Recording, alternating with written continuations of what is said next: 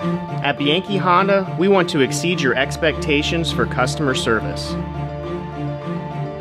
From our gorgeous showroom and accommodating staff to our extraordinary selection of Honda vehicles and industry-leading service department. Your vehicle should be the best choice for you, and you can find it here at Bianchi Honda. I'm Jason Perico, and I promise to always make it worth a visit.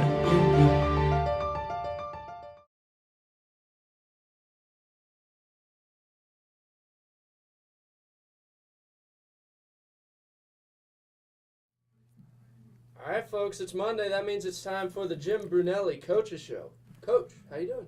Hey, doing pretty good. Doing pretty good. Just welcome to wintertime here now. You're right. When you left, you were probably wearing shorts and flip-flops to get on the bus, and then Exactly. That's what it was. We had shorts on, and we had it for part of our trip in Westchester. It was a beautiful game, beautiful day down there.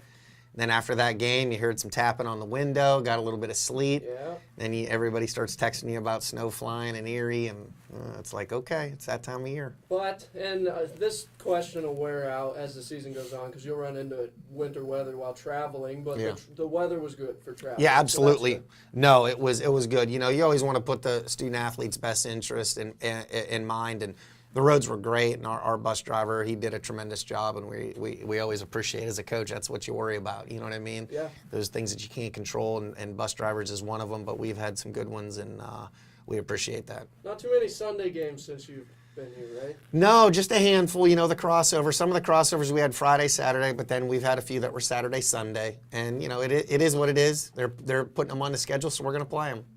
Absolutely. It was Saturday, Westchester. Lost that one by 6 and then rebounded with a victory by 10 against Cheney. So let's Yeah. start with Saturday's game. The final score 65-59. You won all but the third quarter. Yeah. Was there something at halftime that you adjusted that didn't go so well? Or No, they just came out and made some shots, and one of the things that we did in that quarter, if you look, you'll notice the free throw statistics for them. We fouled, and they got a majority of their points from the free throw line. And then, we went down, and this team, man, they don't have a quit in them. They don't know that word, which is good. I love that as a coach. They don't know quit, because we got down by 10 at one point, and a lot of teams would just pack it in. They fought back, and we ended up tying it. In the fourth quarter, they're late. Had our opportunities. We tied it with, I think it was like a minute 34 left in the game. And then, the turnover bug came and bit us. We had a turnover with a jump ball. Then we gave up an offensive rebound on a free throw. And I know that's not considered a turnover, but in my book it is. Even though, we had 22 by the book, that was 23. Got to be able to box out. They're standing still. You know what I mean? You should be able to put a body on somebody. And then they split, and they went up 4 then. And we, then we come down, called timeout, and player made a bad decision on a throw inbounds, and thought the kid was open, but she wasn't, and it got stolen. That's your ball game. We had to foul, and they go up 6. So if it's your 8th, 9th game of the season, that probably upset you a little bit more. Yeah, it's one of those things. I don't care if it's the first or the last. You got to be able to rebound, box out off of a free throw. They're standing still. That's the easiest time you can put a body. You have position. You're the inside person. All you got to do is step into them, put a body, and go get it. And we didn't. Fair enough. Let's see. Also, points in paint. It was the guards, though. Yeah, their guards were making some nice play. Westchester has a nice team. They graduated a lot from last year, and they attack the rim for some nice pull-ups and jumpers, and then they have a nice D1 transfer, that Torrenson kid who ended up getting Player of the Week on the east side. She's a nice ball player. She plays the center for him, but she's actually a big guard. She's about 5'11", 6 foot, 6'1", and she's a guard. She can take you off the dribble. She can shoot the three. She's a lefty. They did some nice things there. We got out to a good start. We had some kids in double figures, and Kelsey Herbert came on in both games this past weekend, did a really nice job, and Maggie, she's the little engine that can, and she really got after it and set the tone in the scoring. We got some kids in foul trouble that game, which hurt. We had one kid foul out, and we had 3 other players with 4 fouls. And, that doesn't lose a game for you, but it affects the way you play it and the way you substitute. When all of a sudden your 1 or 2 top subs are out, you can't put them in because now they have 3, 4, 5, 4 fouls, and there's 6 minutes left in the game, and you just know you put them in, they're going to pick that up. Right. And that's the way it was with Julia. Julia Bronga, she couldn't catch. I think she had like 13 minutes, and she may have fouled out. Every little thing, it was a foul. And we got to learn from that. Next game, the next day, she did a better job. But just one of those things where you can't have one person foul out and then 3 of your next top players with 4 fouls. Makes it tough. Yeah, I can imagine. It makes a chess match. Yeah, it turns into one of those chess matches. But I was really proud of the way the ladies executed, for the most part, other than that throw in off of an inbounds play that I thought we could get when it was only a 3-point game. But other than that, the kids fought hard. I know a lot of teams that would have stopped and packed it in and put their head down. But these ladies fought back, made some good plays, hit some big shots. And, again, the turnovers. You can't have 22. Yeah. I said it before. I sound like a broken record. But you have 22 turnovers, and you have a chance to win the game. That really shouldn't happen. We should have been beat by more. And then our free throws hurt. We were like 56%, I think. We were 12 of 21. If we're around what our average is, 78, 80, it's a different story.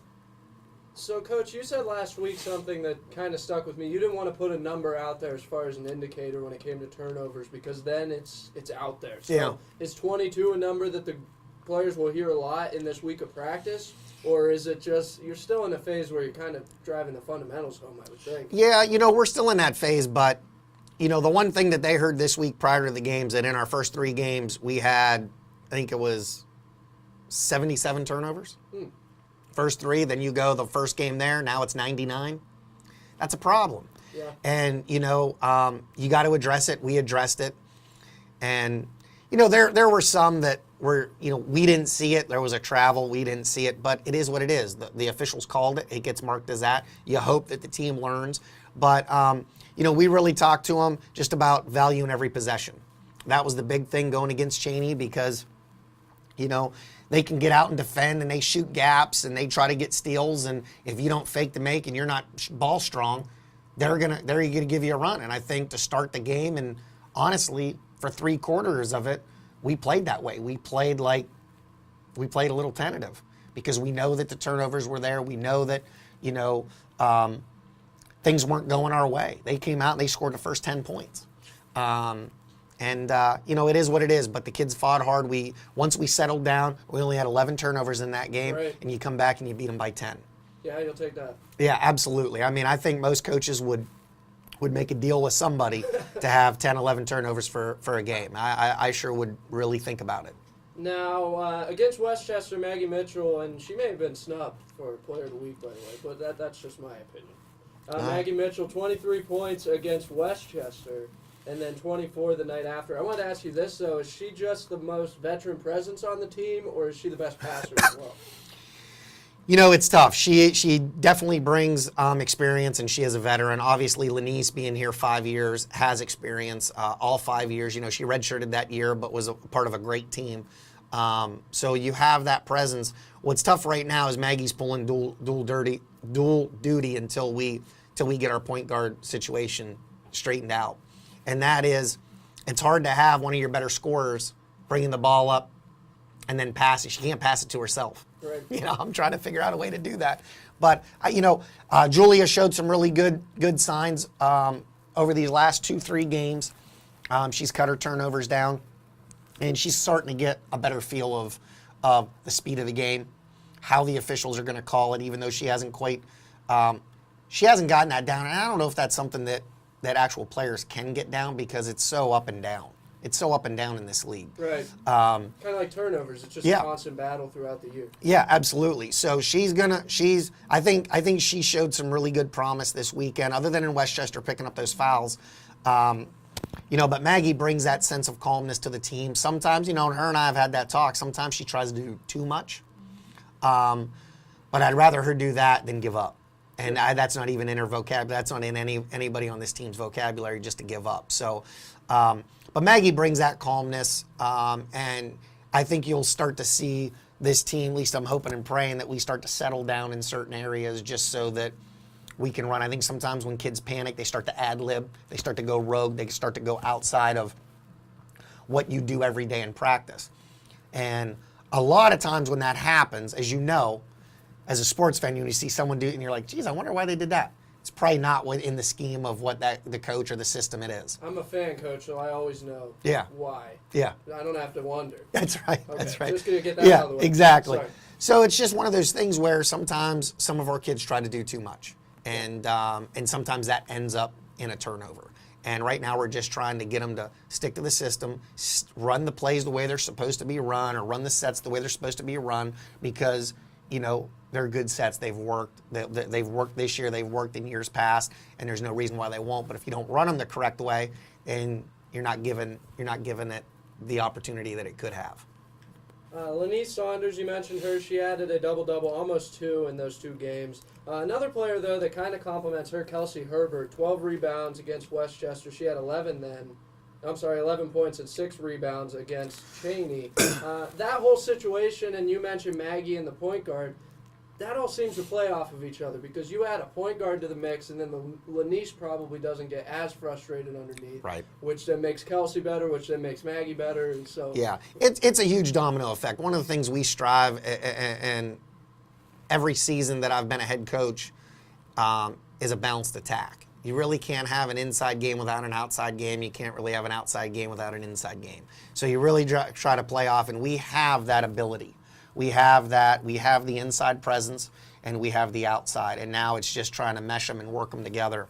One of the other kids who went off on Sunday's game, who really helped, was Nicola Cava. She came in the first half. She was 4 for 4. She cooled off in the second half, but just that spark got her going, and hopefully we'll continue that. But she's part of that Maggie. She's part of that Nicole. She's part of that outside presence that we need, because if we're hitting some shots from the outside, they can't hunker down on our bigs in the middle or on the blocks in the paint. So we got to have that. And when they start to double team Lenise, which she saw a couple, then Lenise has got to recognize and make those kicks, and that's how you have that perfect marriage. So that's what we're shooting for. And 5 games in, we've had a few of those. We've had a few of those kickouts. We've had a couple where we missed them. But that's just growing pains. Right now, like I said on radio the other day, we're learning how to win. We got a young group. Yeah. It just automatically, I wish it did. I wish I could give them a pill at night for them to understand it. But it's just about that experience. And we have 9 kids right now that are getting a lot of experience. We're 9 deep. I don't know if we'll be that come 2 months from now. I'm hoping we will. But there's a lot of teams right now that aren't even 9 deep. Would you like to get to a point? I noticed against Cheney, Mitchell, 38 minutes. Will you throttle that, ideally? Ideally, I would love to. And the only reason she played 38 minutes was because we had our backup point guard foul out. You know what I mean? She got in foul trouble. So there's really nobody else to put in. And when we did, we have some other kids. We can put them in there. Haley can come in. Haley Tavis can come in and play some point guard. But I really don't want to spread her too thin. Someone that young trying to learn all those different positions can be an issue. She's a trooper. She's like, Coach, I'll play whatever. And we have some others that are like that. Marissa Sibka and Chelsea Rourke are all like that. And we got 2 kids that are injured who haven't played at all this season in any games. And, we're trying to get them healthy, and they'll add to that depth as well. And they might take some minutes from some people here if they can ever get healthy. So then, quickly, how big is it just to get the first win? No, you know how it is. It's always to get that. Yeah, you know what I mean. We were close there a couple times, and then just with the turnovers. But really proud of the team because, going into that Cheney game, we had 7 at the half. Ended up coming out 5 in the second half, and a couple of them came late. But it's always good to get that monkey off your back, especially when the kids were fighting so hard. You really wanted to see them, and I say that all the time to these ladies that they get the wins, I take the losses. So, and we just got to build. We're just, I talked to them before. Our staff talked to them about we're learning to win. We're learning how to play together, mesh together, and then finally, carry it over from the practice court to the game court and put 4 quarters together. We're not there yet. You see a couple will have a good first, second, and we drop down in a third, and we have a great fourth. Or in the last couple games, it was pretty decent first, second, really good third, and then we tanked it in the fourth. And that has to do with a lot of different things, conditioning, playing some of these kids really high minutes just because of foul trouble and whatnot. So hopefully we'll put it all together. If we're playing our best basketball now, it's probably not where we want to be if we're playing our best basketball mid-November. Sure. So hopefully we can keep learning and start putting some W's on the board. He's Jim Brunelli. This is the Jim Brunelli Coaches Show. Coach, then looking at a game with Ashland on Wednesday, 5 p.m. Talented team. I'm thinking senior-laden team. They've got the coaching. You know all about them. Yeah, they're very, very, very good. They're very deep. They have quite a few upperclassmen. When I say upperclassmen, they have a couple seniors. They have a couple juniors. They start one freshman. They're averaging 102 points per game. So they're getting out and running. They're a really well-balanced, well-athletic team. There's not really one kid that's a letdown as far as athleticism. And they have some bigger kids, 6'1", 6'2". So they'll present some issues, and they get out and they try to run and jump and do some things like that. So we got to be ready because, turnovers have been an issue. So we just got to hunker down and make smart decisions. But they're a good team. They've always been a good team for the last several years. As long as I've been in Division II, they've been a really well-coached team. I know Coach Ramsey isn't there anymore. This is the second year of their assistant coach taking over, and she's done a tremendous job. And it'll be I'm hoping we can battle with them. And with the holidays, is it tougher as a coach to keep everyone focused? Or I don't know if the class schedules. I don't know. Are they in class right up until Wednesday? No, they end class tomorrow. Okay. But anytime there's a holiday, you have those issues. You try to keep them locked in, and we're actually giving them off for Thanksgiving, so we're hoping that they don't take off Wednesday morning. Right. Mentally. Right. Physically, hey, anybody can show up, but mentally you got to be locked in to play these games. And so that's what we're going to be preaching tonight for these next 2 days, just about mentally locking in and being ready to play. But you always have that concern. It didn't matter. I mean, this is 19 years we've played over Thanksgiving, and that's always a concern. It doesn't matter what team you have. You always have that concern about them thinking about, that turkey and family and whatnot. And so you got to try to keep them locked in as best you can. Good stuff. Well, happy Thanksgiving to you and yours. Hopefully you. you take some time off as well, at least. Yeah, we'll get to eat some turkey together, eat that bird, and that's about it. But Take that'll a be nap fun. Watching football, maybe. Probably. Jim Brunelli Coaches Show. Thanks so much, Coach. Thanks, Alex. Appreciate it.